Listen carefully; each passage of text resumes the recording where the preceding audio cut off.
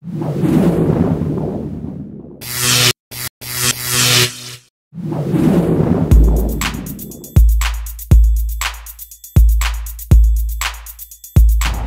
going on?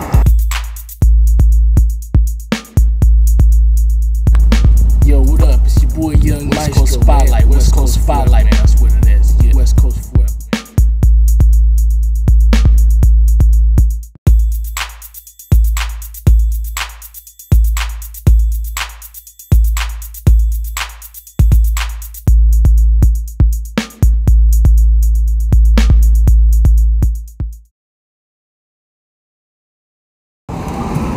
What's going on, Young Maestro, man? All right, man. Got us all here, you know what I mean, in the beautiful LA, Ladera Heights, Baldwin Hills, you know what I mean? Yeah. You know, cameraman, take a little pan of that, you know what I'm saying? It's oh so beautiful, you know? Sometimes you just gotta respect the scenery and how lovely California is. But back to business though. We here with Young Maestro. It's your boy I Austin Fly Flossin with another edition of West Coast Spotlight, man. And today, this is the spotlight of the week, you know. We got a lot of buzz around the city about Young Maestro, you know, so we want to get a very exclusive interview, you know, so that the people can really hear and know the history behind Young Maestro and what your moves are, you know what I'm saying? Yeah. So, Young Maestro, man, why don't you tell the viewers and the listeners out there, who is Young Maestro? Man, Young Maestro is a producer, rapper, performer, songwriter, all that, you know what I'm saying? I'm also a ladies man, you know what I'm saying? Yeah, but yeah, I'm just a real calm dude, you know what I'm saying, down to earth, man. You know what I'm saying? I don't even smoke, I drink on occasions and shit, you know what I'm saying? So I just keep it real down to earth, man. I just keep it real calm and cool, you know? Yeah, so you was telling us that, you know, basically you doing some producing, man. Tell the listeners out there how long you been doing the producing, you know, and what you do. I've been producing since I was 12. You know, so I was playing the saxophone in the 1st grade. Started playing the piano in the 5th grade. You know what I'm saying? So I've always been musically inclined. You know what I'm saying? So I just love producing. That's my first love. But you know what I'm saying? Rapping is always great. You know what I'm saying? Man, I remember I used to play the saxophone too. I was never really good at it. You know, I maybe could hit the little Too Short song, but that was about it. You know what I'm saying? Had that Mary had a little lamb on that. Okay. So tell us, man, you know, what inspired you to make that transition? Because, you know, everything is like a little seed. What made you really decide, like, okay, I really want to do this music seriously and really take it to that next level? Well, actually, my father, you know, he really saw my potential. You know what I'm saying? I was just making beats on this little $5, $10 CD thing on the computer. Right. And he was like, damn, that shit sound good. He was like, maybe you can get something better. Right. I want to see how this shit sounds. Right. So he bought me something better. You know what I'm saying?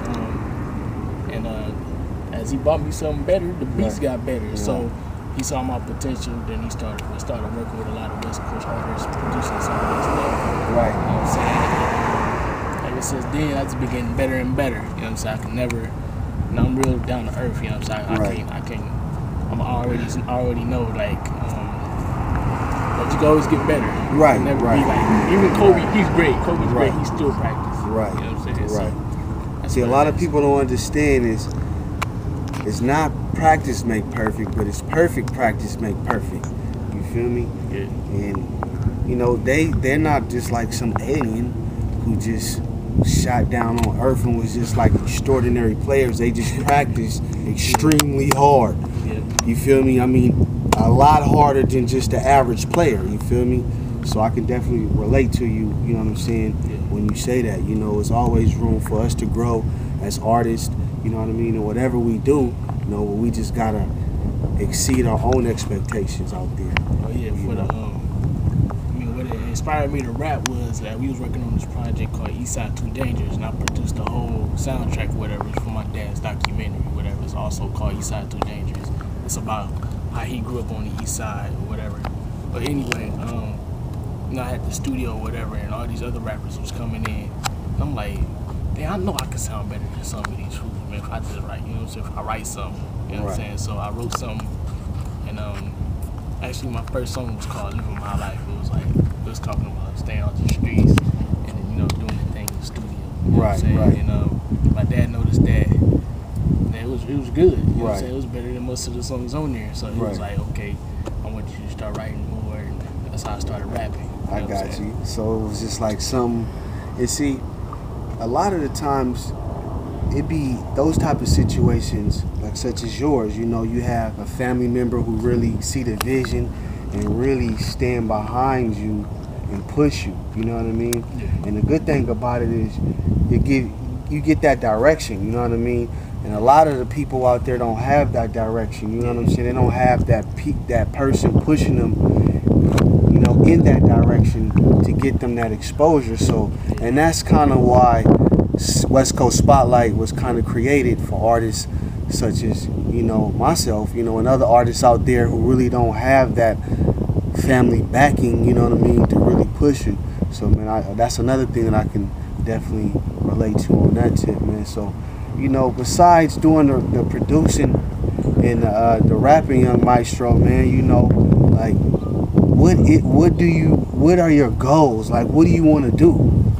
My goals are to be one of the biggest producers ever. You know what I'm saying? I also want to be one of the good, you know, one of the best rappers too. But my goal is to be one of the best producers because, you know, it's more longevity in producing. Right. You know what I'm saying? A rapper can be irrelevant in a year. Right. If you're a producer, you can stay relevant by putting out more beats and, you know, stuff that sound like what's in. Right. You know what I'm saying? Absolutely. And some rappers get irrelevant by still talking about the same stuff they was talking about 5 or 6 years ago. Right. You know what I'm saying? So basically, for y'all who don't know, if you're trying to have longevity in the music, try to have different things, you know, try to pick up different little traits and, you know what I mean, try to have different businesses, different things that you can do. You gotta be open-minded for people to tell you that, or you need to do better, or try again. If somebody tell you that your shit was whack, that means you need to step it up. That doesn't mean that they hating on you. Or, I mean, I feel you if they saying like they telling you, like they telling you in a bad way, like you feel like you being disrespected or something.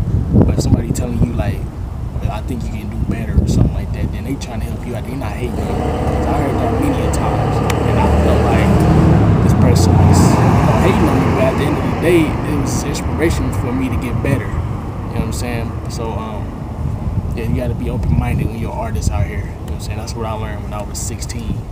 So you got to be open-minded about doing new music, working with other producers, working with other rappers, singers. Even if you don't like them, if it sounds good, you still got to do it. You know what I'm saying? So that's what it is. Man, I'm telling you, man, you gotta definitely be open-minded, y'all. You know, definitely try to step outside of the box. You know, it's always different things that you can get yourself into that's business-minded. You know, a different avenue that can create revenue for you at the end of the day, and that'll keep you in business for the long run. You know what I mean? Especially, get you a good marketable name. Don't be getting a name like Killer K or something like that, or Murder or something. You know what I'm saying? Get you a nice name that you can promote. You know what I'm saying? They can put on paper without saying, "Oh, this guy, you know, is dangerous." Like that white parents can't tell their kids they can buy. You know what I'm saying? You gotta look marketable. You gotta have a marketable name. You gotta have a marketable image. You know what I'm saying? So that's what it is. Yeah, man. So tell the listeners out there, you know, what are you working on right now? You know what I mean? What are some of the new projects that you got, you know, so people can listen, you know, young Maestro?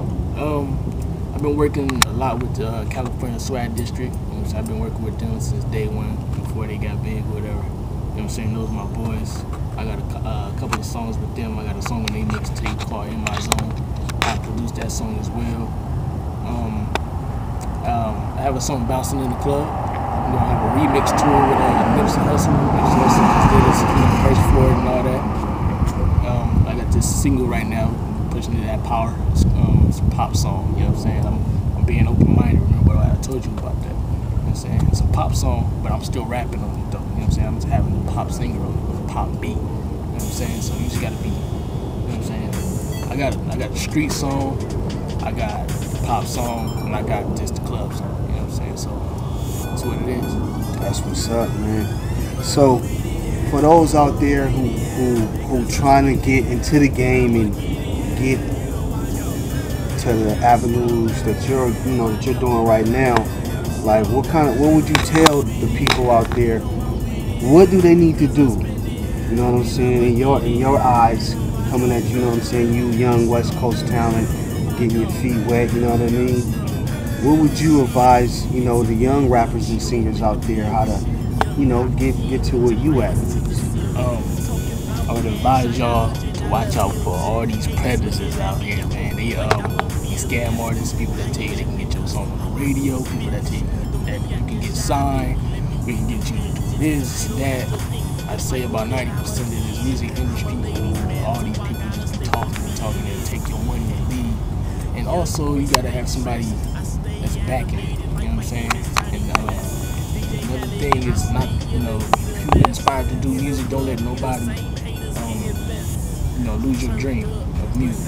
You know what I'm saying? If somebody tell you whack, don't even let it be your mama, your daddy, your brother, your sister, your girlfriend. If you want to rap, sing, produce, do it. You know what I'm saying?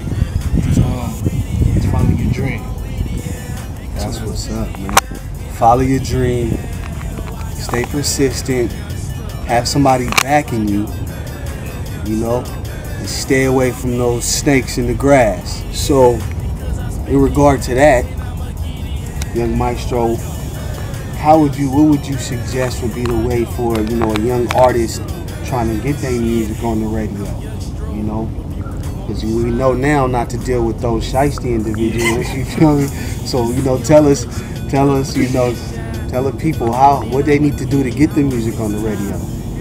You gotta have relationships. You gotta get out there. You gotta go to these events, like say problems, having an event. You gotta go there, start talking, chopping it up with people, talking to artists. You know what I'm saying? The artist might have a connect, or it might be somebody like that work at Interscope that might be there. You get his number, you develop a good relationship with him. You know what I'm saying? Then he gotta plug that power.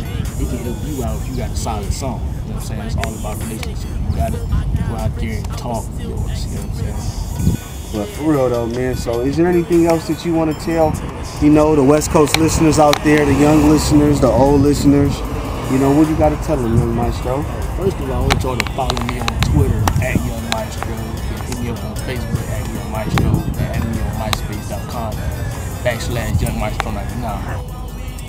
I want just have to be on with your sound. You know what I'm saying? So. Well, man, we appreciate it, man. You hollering at West Coast Spotlight, man. The West Coast Spotlight of the week, man. You need to holler at Young Maestro, man. Don't wait till, later and then try to, because man, you need to follow the movement now. Young Maestro, West Coast Spotlight. West Coast Spotlight.